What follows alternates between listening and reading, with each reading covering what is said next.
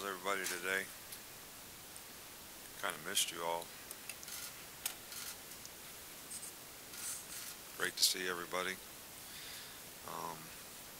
I think you all know and have pretty much got the updates that, we signed 3 players today to letters of intent, and that brings to 27, the total number of guys that we signed, in this class, 24 early and 3 more right now. This is accumulation. I think this day is an accumulation of a lot of hard work by a lot of people. I think first of all our assistant coaches do an outstanding job of going out early and evaluating players so that we identify the players that we really want to zero in on, that fit the criteria for what we're looking for from a character standpoint, from a size and speed standpoint, from a critical factor standpoint to play their position. And then, we team recruit here at Alabama, and I think we have an outstanding team, of people. Our administration, Dr. Bell, is very supportive.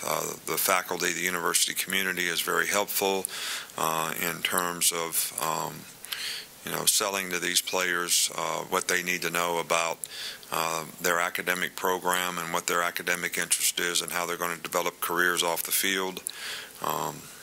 Greg Byrne is always involved in each weekend in terms of the support that we get and how he sets the table to give us the things that we need to have a chance to be successful, and then all the people in the athletic department and program who work so hard together as a team with the assistant coaches to try to develop the kind of relationships with these young men that give us the best opportunity to get them here, whether it's in the academic support program, John Deaver and his staff, or our nutritionist, Miss Amy, our medical staff, Jeff Allen and his group, Scott Cochran in the strength and conditioning program. So there's just a lot of people, whether they're deans of colleges or whoever it is, who really add to making a weekend here something that is informative for a young man and his family, so that they see the value that we try to create, for a player when they come to the University of Alabama, and their personal development, their academic support, their career development, and how we would help develop them as football players.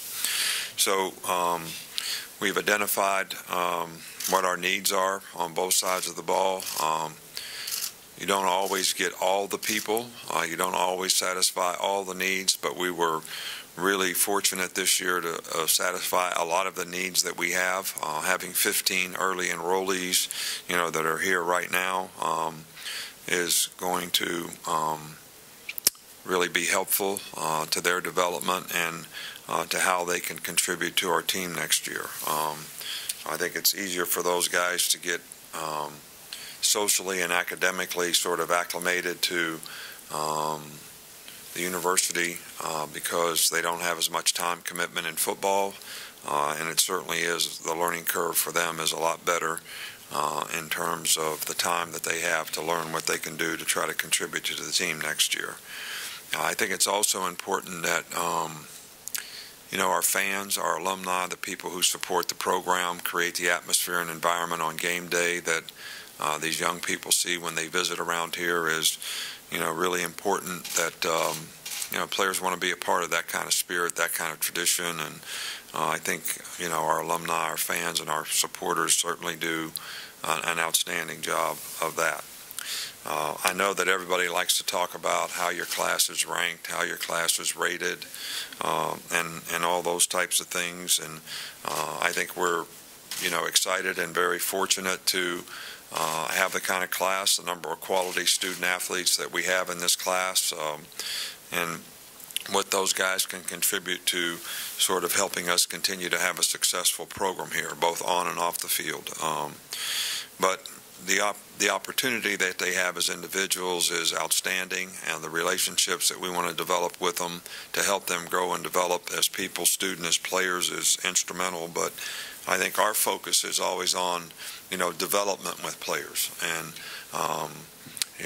we want them to focus on what they have to do to be complete players at their position, and believe the truth about what they have to do to improve, how they can prepare themselves so that they can go out and create value for themselves when they do get an opportunity to play, because everything is going to be performance-based in their future.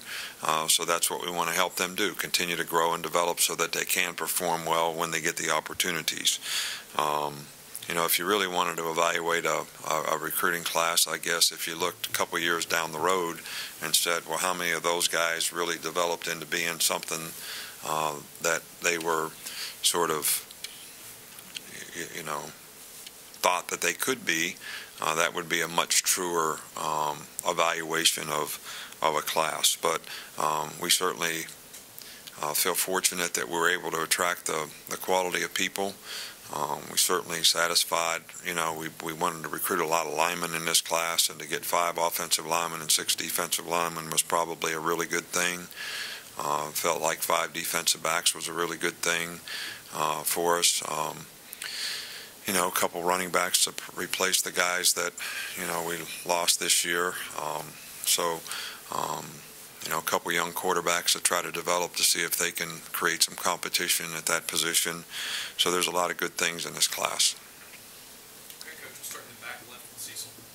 Coach, addressing today's signees, or at least one from out of state, Ishmael Sopsher really seemed to face a lot of pressure, he and his family, to stay closer to home. What did you see from Ishmael and his family during the recruiting process that sort of made you feel like I'm sure you anticipated it, what made you feel like they could stand up to that? Well, I think a lot of these guys that are from out of state, get that kind of, pressure. But, I think that I was really proud of Ish for, we challenged him, and he accepted the challenge. We challenged him to come here and create value and compete against really good competition, which is going to make him a better player. Make him a better person. He'll have a much better chance to be successful, develop a career off the field, develop a career on the field, play at the next level. And he accepted the challenge. And, I think if you ask a lot of our players that have played here in the past, one of the things that they always refer to that made them better was, the competition every day in practice and how they got challenged. And I think that's one of the things that really struck a chord, with him and his family both. We're happy to have him, and I think he can be a really good player for us. Over in the right with Charlie. You had a lot of new coaches recruiting familiar players that are with your program. Just how do you think those new assistants did in such a quick turnaround out on the recruiting trail? Well, I think that mostly what we did in January was really about next year's recruiting. The 2020 class. Basically 2 of the 3 guys that we signed today were committed to us before. So the coaches did a really good job of keeping those guys in the fold. I do think there was probably a player or 2 out there that, because of the relationship change from the coach that was recruiting them to the new coach, may have been, a little bit of a problem for them. Because those relationships are really, really important. And look, we're really happy with the staff and the guys that we have. We have a lot of good recruiters. I think we have a lot of good coaches, a lot of new energy and enthusiasm with those guys. But I think the one thing when you have change in staff that can be a bit of an issue is if you're still recruiting guys, that the relationship change is, it's a short period of time relative to how long you recruit guys in this day and age for them to develop the kind of relationships that they feel comfortable with. We'll go in the middle with Michael. With the new guys you guys have enrolled already, Alfano has gotten a lot of attention. It seems like he's had a pretty big year. What have you seen from him? What do you know about what he's been able to do since? Well, we really haven't seen anything from him. I mean, Coach Cochran has worked with him in the weight room. We're teaching the guys the off-season program this week, all the new guys in the program. So next week when we start off-season program, they'll know what to do. But I've had, several meetings with the young players. We like his work ethic. He obviously has been a very productive player. We like his size.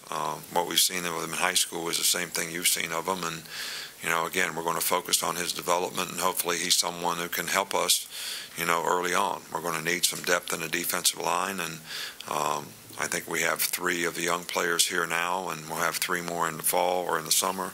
So it's good to have those guys here to work with, but I haven't seen him do anything physically when I can make a comment on anything that he's done.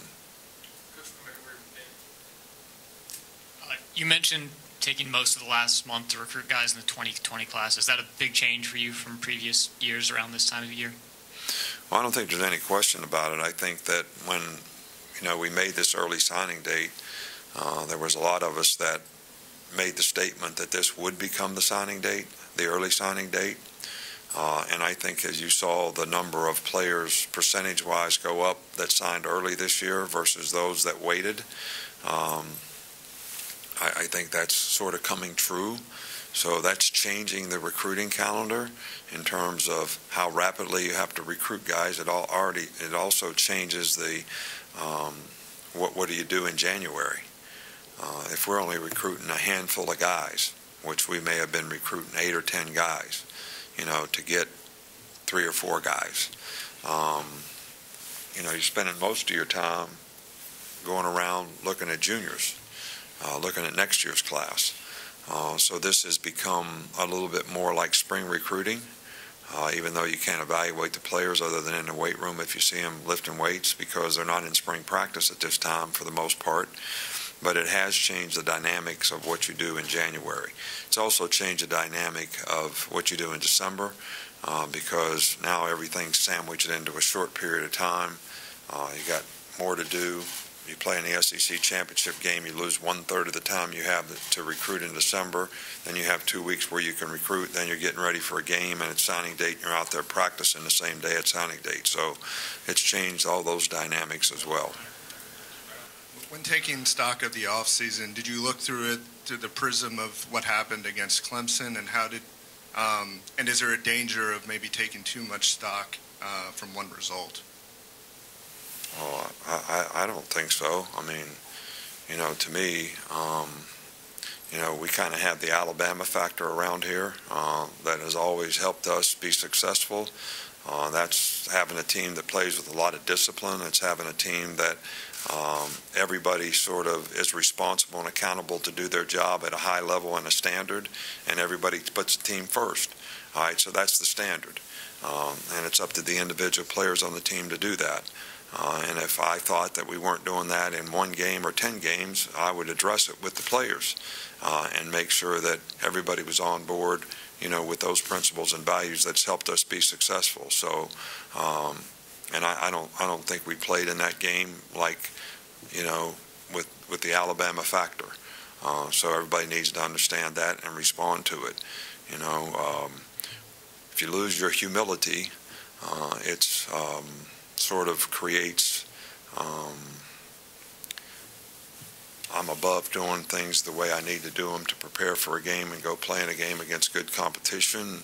And if I put my own agenda ahead of the team or winning, it's going to have some effect on my performance. So, if I think those things are existing in the program, I think that they need to be addressed. So, and they have been. You mentioned the weight room earlier today. Antonio Alfano said he had gained 17 pounds since he got here. Where do you see him playing on the defensive line? Is he a guy that you'd like to move inside or stay on the end? Well, we recruited him as a defensive end, and that's all I know about him, like I said before. So, I didn't even know he gained 17 pounds. I guess we ought to have a staff meeting with you guys so I can get information on what's happening in our program. But I appreciate it. Nick, were there any positions that you were targeting today that obviously didn't come through, and could you be on the lookout, whether through the transfer portal or other places, to fill some of those needs? Well, I think the big thing, we recruited 1 tight end. The fact that, Hale was a senior and Irv went out early for the draft. If we saw some opportunity to get a more seasoned player out there at that position, maybe that's something that we'd look at. I think that we're constantly going to have our eyes peeled for anybody that could help us have a better team. And But I think when you're looking at these kind of guys, whether they're graduate transfers or whatever, for their sake and for yours, they have to be able to come in and contribute. They need to go someplace where they can play, and we need for them to play. So we have to have a need for them, and they have to be the standard that we're looking for. But we're always going to have our eyes peeled for anybody that can help us improve our roster. All right, well, thanks for everybody. I really appreciate it, and thanks to all the people out there that really helped us have a successful recruiting class. I mentioned a bunch of them, but there's a lot of people responsible for it, and we appreciate that more than you know, so thank you.